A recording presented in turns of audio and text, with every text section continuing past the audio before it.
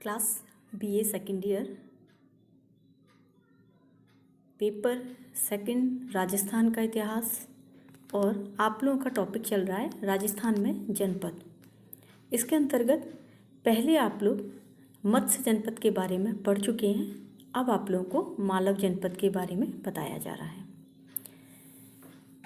यहाँ जनपद से तात्पर्य ऐसी गणतंत्रात्मक शक्तियों से है जिनकी स्थापना भारत में करीब 6वीं शताब्दी ईसा पूर्व के लगभग, या ये कह सकते हैं कि वैदिक काल से ही प्रारंभ हुई, लेकिन प्रकाश में महाजनपद के संदर्भ में अधिक संख्या में आई।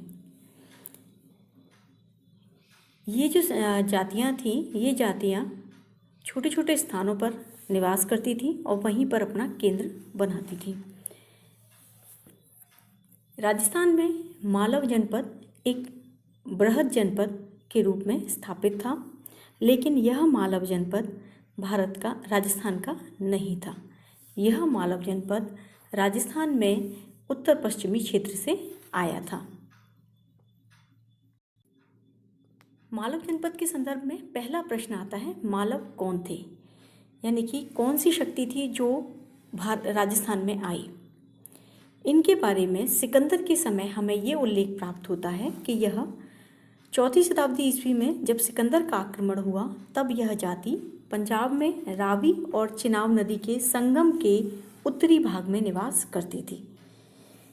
रावी के निचले भाग की ओर जो दाहिना क्षेत्र है वो इनका प्रमुख केंद्र था। पाणिनि ने भी अष्टाध्यायी में इन्हें आयुधजीवी जाति कहा है। आयुधजीवी का मतलब होता है शस्त्रों पर जीवित रहने वाली जातियाँ, यानी कि जो अपने अस्तित्व के लिए निरंतर संघर्ष करती रहती हैं। तो सिकंदर के समय में भी इन्हें आयुधजीवी ही जातियाँ माना गया है। महाभारत में भी हमें इनका उल्लेख प्राप्त होता है। तो ये माना जाता है कि मालव एक प्राचीन जनपद था और इसने प्रारंभ से ही गणतांत्रिक परंपराओं को बनाए रखा था।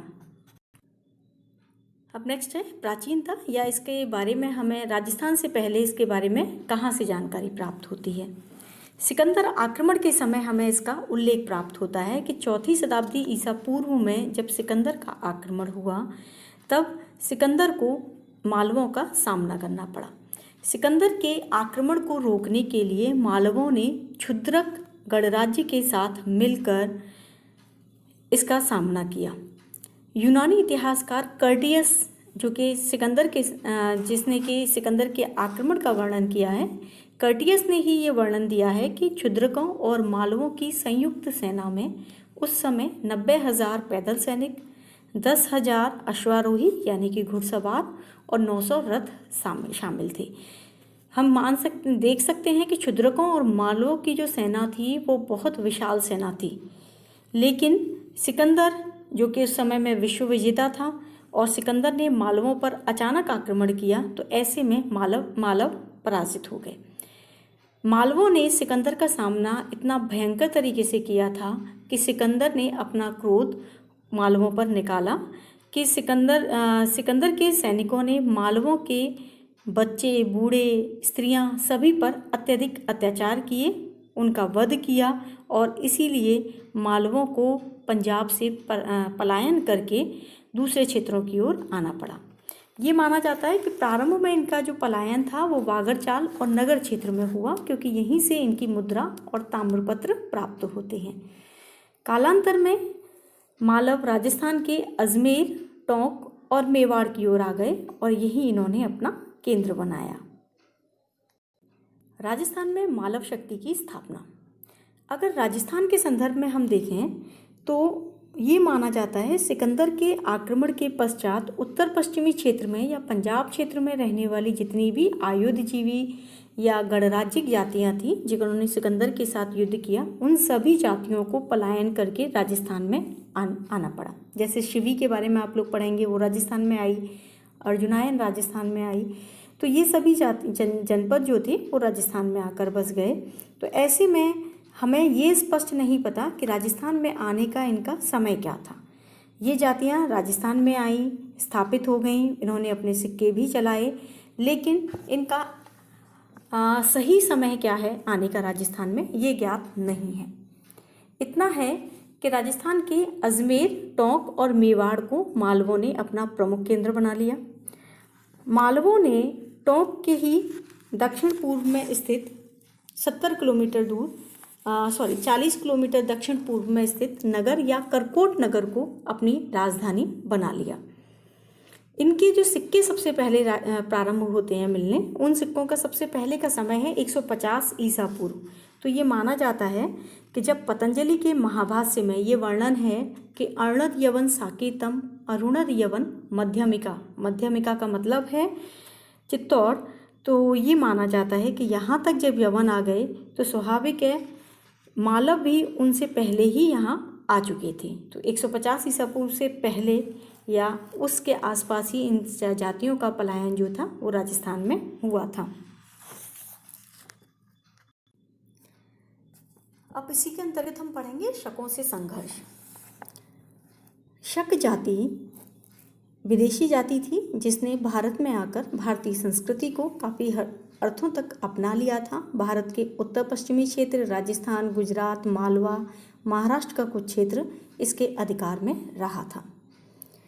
शकों को भी अपने अस्तित्व के लिए, अपने साम्राज्य के विस्तार के लिए तत्कालीन भारत की स्थानीय शक्तियों के साथ युद्ध करने पड़े और इसी क्रम में शकों का मालवों के साथ भी संघर्ष हुआ। मालवों ने जब टोंक और अजमेर को अपना क्षेत्र बनाया तो उन्होंने अपनी सीमाओं का विस्तार करना शुरू किया और सीमाओं के विस्तार के क्रम में उनका सबसे पड़ोसी राज्य था पुष्कर। पुष्कर पर उत्तम भद्रों का शासन था। जब मालवों ने उत्तम भद्रों पर आक्रमण किया तो उत्तम भद्रों ने अपने मित्र शक राजा नहपान से सहायता मांगी। नहपान ने उनकी सहायता के लिए अपने दामाद ऊसवदात को भेज दिया। ऊसवदात ने मालवों को पराजित कर दिया और इसका हमें साक्ष्य प्राप्त होता है नासिक अभिलेख में। नासिक अभिलेख में ये उल्लेख है कि मालवों को पराजित करने के पश्चात ऊसवदात ने पुष्कर के कुंड में स्नान किया और यहाँ पर ब्राह्मणों को 3000 गाय और ग्राम दान में दिया। कालांतर में ये भी माना जाता है कि इस क्षेत्र पर नहपान की सत्ता स्थापित हो गई और हो सकता है मालव जनपद को उनसे पराजित होने के पश्चात या तो उनकी अधीनता स्वीकार करनी पड़ी अथवा मालवों का एक बहुत बड़ा क्षेत्र नहपान के अंतर्गत चला गया। कालांतर में शक राजा चस्टन, रुद्रदामन इनका अधिकार हुआ। इनके भी अनेक सिक्के अजमेर, टोंक, मेवाड़ के क्षेत्र में मिलते हैं। तो ये माना जाता है कि उज्जैन की शक शाखा जिसका नेतृत्व चस्टन रुद्रदामन ने किया, उनका अधिकार भी मालवा जनपद पर था। रुद्रदामन के जूनागढ़ अभिलेख में भी यह उल्लेख मिलता है कि उसने राजस्थान के बहुत बड़े भाग को जीता था। मालव की पड़ोसी जातियां थीं अर्जुनायन, यौधेय, ये भी शायद शकों के अधिकार में अधीन हो गई थी। शकों के पश्चात कुषाणों पर ने इन पर अपना आधिपत्य स्थापित किया और इस प्रकार से मालव कुछ समय तक अधीनता में शासन करते रहे। लेकिन कुछ समय के पश्चात ही मालव शक्ति का पुनः उत्कर्ष हुआ। जैसे ही कुषाणों की शक्ति क्षीण हुई, मालवों ने अपनी शक्ति का पुनः विस्तार करना शुरू कर दिया और ये हमें पता चलता है 3री-4थी सदी में भरतपुर, कोटा, उदयपुर में मालव संवत का प्रयोग होता था। नांदसा यूप अभिलेख हमें प्राप्त होता है जिसमें ये पता चलता है कि मालव कुल में उत्पन्न जयसोम के पुत्र श्री सोम के कार्यों द्वारा देश में स्वतंत्रता एवं समृद्धि पुनः आ गई और साथ ही श्री सोम ने षष्ठी राग यज्ञ का संपादन किया। इस यज्ञ के बारे में ये कहा जाता है कि पश्चिमी भारत के शकों पर मालव जाति ने विजय प्राप्त की थी, इसीलिए यह यज्ञ संपन्न कराया गया। गोपीनाथ शर्मा ने लिखा है कि शक्ति गुड़ गुरु नामक व्यक्ति द्वारा यहाँ षष्ठी रात्र यज्ञ का संपादन किया गया और इस घटना को पश्चिमी क्षत्रपों के राज्यकाल में उत्कीर्ण किया गया था। स्तंभ की स्थापना श्री सोम द्वारा की गई थी। सप्त सोम संस्था का अभिप्राय है 7 स्तंभों की यज्ञ के निमित्त स्थापना। इस तरह से हम कह सकते हैं कि मालव शक्ति का पुनः उत्कर्ष हो गया था।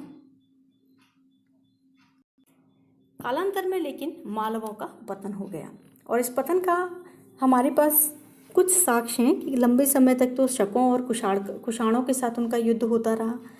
कालांतर में समुद्रगुप्त की प्रयाग प्रशस्ति में इनका उल्लेख आता है। समुद्रगुप्त की प्रयाग प्रशस्ति में ये लिखा हुआ है कि उसने गणराज्यों को अपने अधीन कर लिया, आंतरिक स्वायत्तता प्रदान की थी, लेकिन बाह्य स्वतंत्रता पर समुद्रगुप्त का अधिकार था। और इस क्रम में जिन 10 गणराज्यों के नाम आते हैं उनमें मालवों का भी नाम आता है। मालव, अर्जुनायन, यौधेय आदि जातियों ने आत्मसमर्पण किया, ऐसा उल्लेख प्राप्त होता है। लेकिन ये प्रतीत होता है कि गुप्तों के काल में इन्हें आंतरिक स्वायत्तता प्राप्त थी और इसीलिए यहाँ गणतंत्रात्मक व्यवस्था बनी रही होगी। लेकिन जब हूणों का आक्रमण हुआ तो हूणों के आक्रमण ने इस पूरे जनपद को समाप्त कर दिया, यहाँ पर अपना शासन स्थापित कर दिया। अब एक राजा का उल्लेख प्राप्त होता है 532 ईस्वी के लगभग, मालवराज यशोधर्मन। इसके बारे में संशय है कि ये मालव जनपद का ही से ही संबंधित था या ये कोई अन्य जाति या वंश से संबंधित राजा था।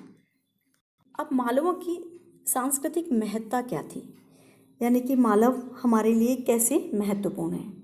सबसे पहले आप लोगों ने नाम सुना हुआ होगा विक्रम संवत। 57 ईसा पूर्व में यह संवत प्रारंभ हुआ। इस संवत के बारे में ये कहा जाता है, पहले इसे कृत संवत कहा गया, फिर मालव संवत कहा गया और यही आगे चलकर विक्रम संवत के नाम से प्रसिद्ध हुआ। 57 ईसा पूर्व में यह संवत प्रारंभ हुआ था, तो ये माना जाता है कि मालव संवत विक्रम संवत एक ही हैं, ऐसा मत दिया जाता है, हालांकि इसे हम पूरी तरह स्वीकार नहीं कर सकते। अब आते हैं मालव सिक्के पर। मालवों, राजस्थान से सबसे अधिक जो सिक्के प्राप्त हुए हैं वो मालवों के प्राप्त होते हैं। रेड और पूर्वी राजस्थान में हजारों की संख्या में मालवगढ़ के सिक्के प्राप्त हुए हैं। ये सिक्के ईसा पूर्व दूसरी सदी से ईसा की दूसरी सदी तक के हैं। इनका आकार छोटा है, कुछ इतने छोटे आकार के हैं कि उनका जो व्यास है वो आधा इंच के बराबर है। आकार छोटा है तो वजन भी कम होगा। इनका वजन 1.5 ग्रेन से लेकर 10 ग्रेन तक है। रेड से प्राप्त सिक्कों पर मालवा नाम जय लिखा हुआ है और कुछ सिक्कों पर मालव सेनापतियों के नाम हैं, जैसे माप्य, मापजय, मजुप, मपेजस आदि।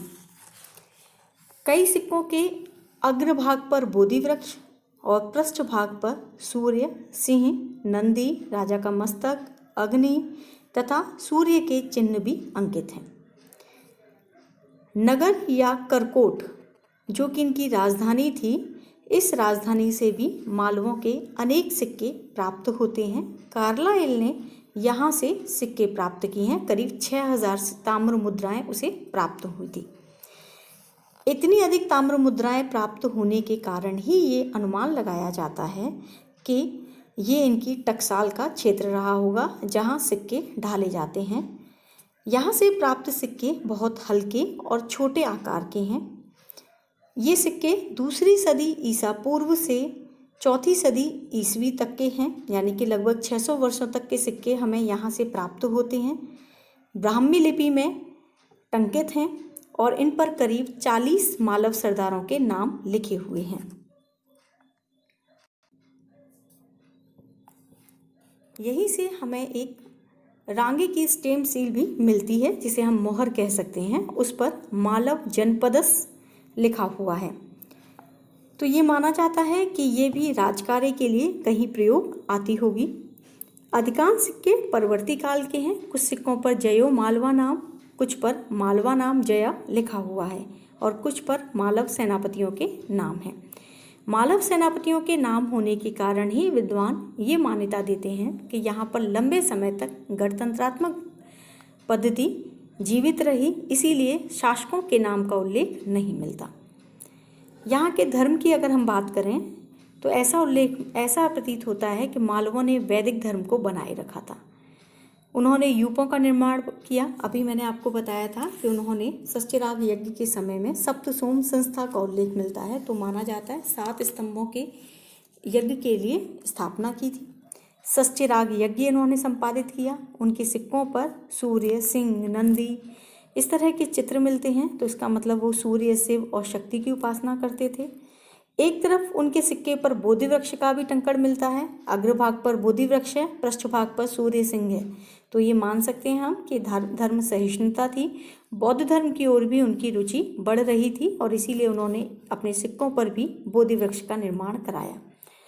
मालव लोग विभिन्न प्रकार के देवी देवताओं की पूजा अर्चना करते थे। संगीत, नृत्य, शिकार, व्यायाम आदि मनोरंजन के मुख्य साधन थे और समाज में स्त्रियों को सम्मानित स्थान प्राप्त था।